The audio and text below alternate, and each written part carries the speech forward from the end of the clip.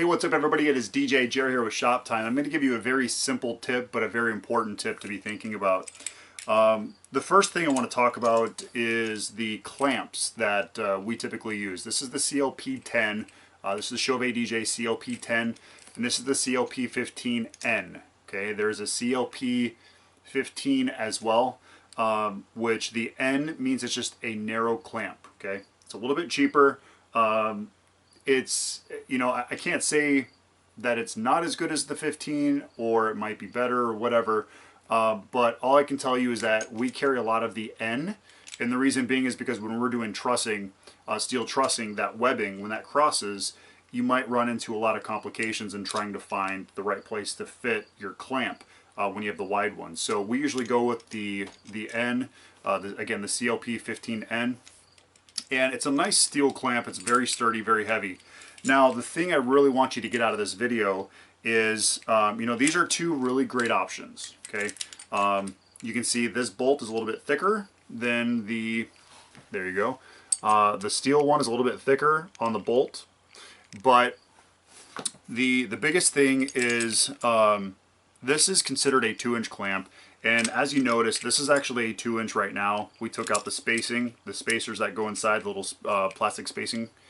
And you can see that this is actually smaller, the steel is actually smaller than the 2-inch plastic. Now again, this is basically creating a 2-inch, but when you add the spacers, you can also do 1.5, and I believe you can also do a 1-inch using the correct spacers.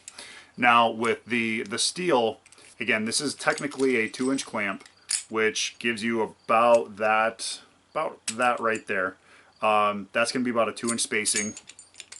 The most important thing, again, this is what I really want you to take away, is if you're ever hanging anything in a vertical fashion, such as a totem, or if you're mounting like an ellipsoidal onto a truss stick, I don't recommend using these plastic ones. And the reason I say that is because as soon as you put it in a vertical setting, like so this is on your pole, as soon as you put that tension on there, it actually starts to spread that piece right there. You can kind of see that cracking right. It's not cracking, I should say. It's actually just spreading. So you start losing some of its integrity.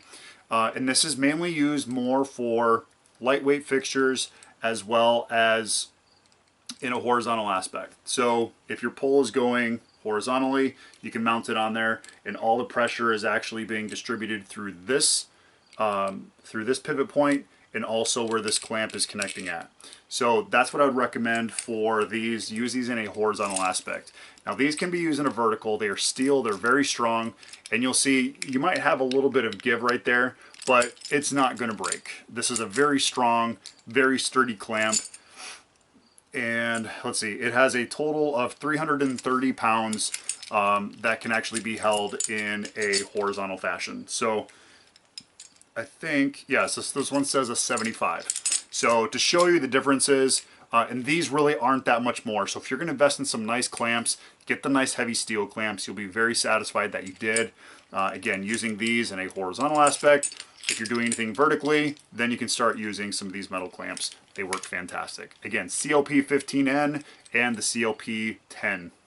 If you have further questions or comments, feel free to leave those messages down below on this video. Otherwise, you can always email me at jeremy@djjershoptime.com. Again, it's jeremy@djjershoptime.com. Thanks for watching. We'll see you next time.